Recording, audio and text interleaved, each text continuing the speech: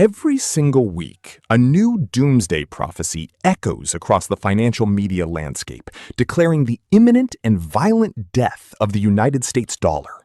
We are repeatedly told that a massive, unyielding global coalition is actively building an alternative economic framework. We are told that foreign central banks are systematically dumping their U.S. treasuries, and that the global financial architecture is on the absolute verge of an unpredictable, chaotic reset. It is an incredibly compelling story. It triggers our deepest evolutionary fears about systemic inflation, societal collapse, and the sudden, silent erasure of our personal purchasing power. But on Wall Street and within elite asset management circles, there is a massive, unbridgeable gulf between a dramatic media narrative engineered for clicks and objective, hard macroeconomic data. The reality is that currency regimes do not collapse overnight because of a press release or a political summit. They are bound by the cold laws of network effects, liquidity traps, and institutional trust. Today, we step completely past the media hysteria to deconstruct the actual structural anatomy of global reserve currencies. We are going to examine the hidden gears of international capital to separate geopolitical posturing from mathematical reality and show you exactly what it takes to unseat the global monarch. To understand why a specific fiat currency achieves and maintains global reserve status, you have to look past domestic politics and evaluate what money actually does on the international stage. A global reserve currency isn't just a medium of exchange between local businesses. It functions as the core structural plumbing of international commerce. Consider a fundamental real-world transaction. When a major corporation in South Korea purchases advanced microchips from a manufacturer in Germany, they do not settle that multi-million-dollar transaction in South Korean won or European euros. Instead, they systematically convert their local capital into US dollars to execute the trade. Why does this occur? Because the US dollar represents an unprecedented, unchallenged combination of deep liquidity, predictable rule of law, and massive, unyielding capital markets. If a foreign corporation holds dollars, they know with absolute certainty that those dollars can be instantly converted into any asset anywhere on Earth at any millisecond with near zero transaction costs. It is the friction-free lubricant of the global machine. To replace it, a competing nation cannot merely match the dollar. They must construct a financial ecosystem that is exponentially more liquid, more transparent, and more trusted. Until that alternative exists, global corporations will continue to choose the path of least economic resistance. The true, ultimate superpower of the United States is not its sprawling military footprint or its nuclear arsenal. It is its absolute custody and oversight of the global financial messaging network. At the center of this web sits SWIFT, the Society for Worldwide Interbank Financial Telecommunication. SWIFT is the secure, standardized infrastructure that allows over 11,000 financial institutions across more than 200 countries to seamlessly move capital across borders. While technically an independent entity based in Belgium, the global dominance of the dollar gives Washington de facto veto power over its operations. When the United States and its Western allies executed the financial equivalent of a nuclear strike by freezing hundreds of billions of dollars in foreign central bank reserves, it fundamentally changed the rules of global geopolitics. It proved to every sovereign nation on Earth that the international dollar system is not a neutral utility. It is a weaponizable ledger. This single event sent massive shockwaves through foreign capitals. It forced sovereign leaders to realize a terrifying structural reality.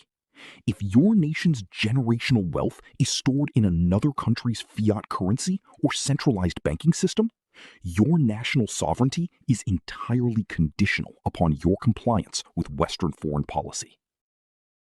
In direct response to this financial weaponization, the BRICS geopolitical alliance, originally composed of Brazil, Russia, India, China, and South Africa, highly accelerated their public plans to build an alternative financial framework. Talk of a unified, gold-backed, or blockchain-driven BRICS currency completely dominated international alternative summits. Echoing voices claimed that a resource-backed economic bloc would instantly dismantle Western hegemony.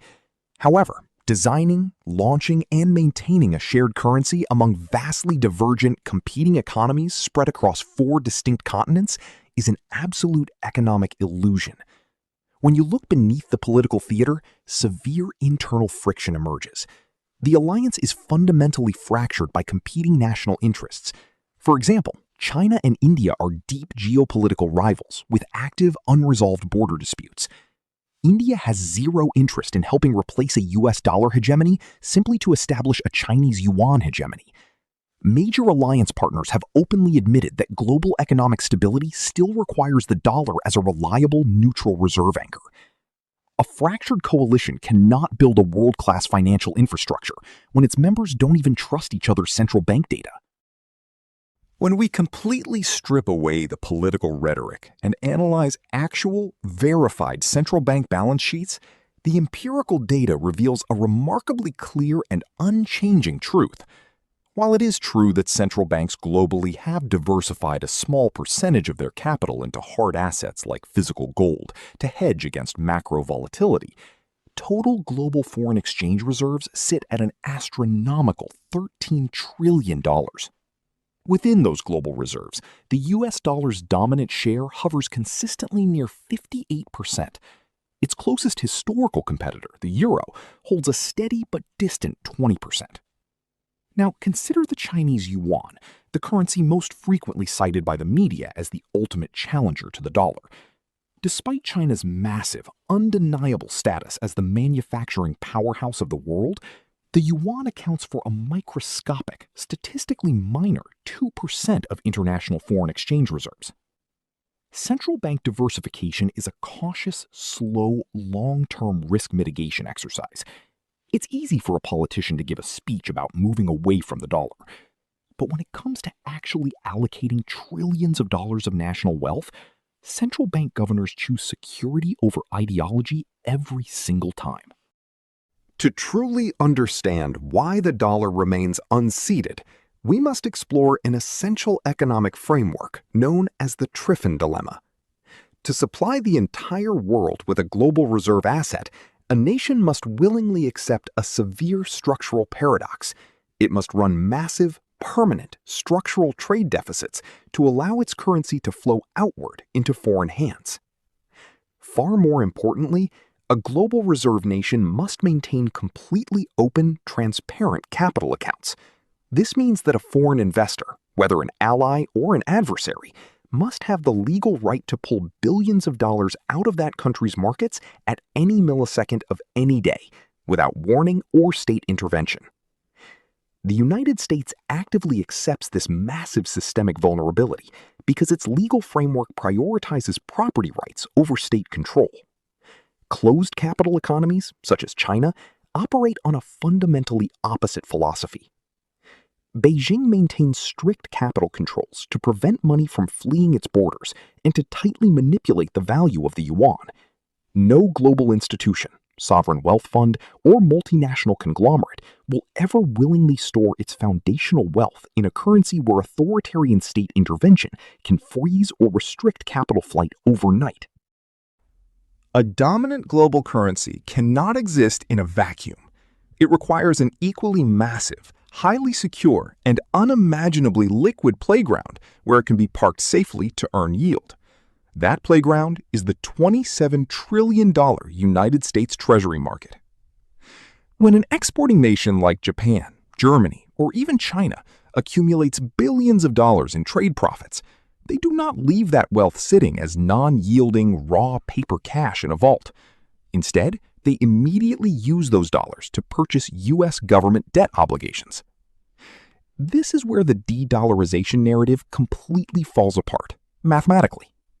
There is currently no other asset market in existence on this planet that possesses the depth, transparency, or raw liquidity required to absorb trillions of dollars of global institutional capital without experiencing catastrophic, destabilizing price distortions. If a central bank tried to allocate $500 billion into the sovereign bond market of a smaller nation, they would completely break that nation's financial system. The U.S. Treasury market is the ultimate economic shock absorber. It remains dominant because its underlying debt engine has no physical or structural rival on Earth. So let us bring this down from the grand chessboard of geopolitics and look directly at your personal financial reality. What does this macro environment actually mean for your portfolio, your savings, and your family's future? The true mathematical danger to your personal purchasing power is not a sudden, dramatic, cinematic overnight collapse of the United States dollar. The greenback is not going to zero, and it is not going to be replaced by an adversarial currency anytime in the foreseeable future. The real threat you face is far more subtle, silent, and insidious. It is the slow, continuous, intentional devaluation driven by domestic fiscal policy, historic debt expansion, and systemic monetary debasement. The global reserve status of the dollar acts as a protective shield for the U.S. government, allowing it to print currency and export its inflation to the rest of the world. But that shield does not protect you. De-dollarization is an evolutionary, multi-decade geopolitical drift, but the erosion of the dollar's purchasing power is happening right now, every single second your capital sits exposed as idle cash. Your primary focus should not be worrying about a global reset, but rather surviving the ongoing, calculated debasement of fiat currency. To insulate your hard-earned wealth from both shifting international alliances and domestic monetary inflation, you must look past the headlines and implement what we call the sovereign blueprint. An elite investor does not accumulate large reserves of raw, unallocated fiat currency. Instead, you must systematically anchor your net worth in three core pillars. First, high-quality, cash-flowing productive equities that possess real pricing power to outpace inflation. Second, globally diversified hard assets that cannot be printed or debased by any centralized government authority. And third, optimized, yield-bearing liquidity to capitalize on market corrections. Let the nations of the world fight their geopolitical tug-of-war on the global stage. Let the mainstream media generate profit from manufactured fear. Your structural responsibility as an investor is to completely ignore the noise. Analyze the cold, raw mechanics of capital allocation and automate your execution strategy for the long climb ahead. Do not build your portfolio based on headlines. Build your wealth with immutable logic. If you found value in this deep breakdown, subscribe to the channel, secure your capital, and we will see you in the next sketch.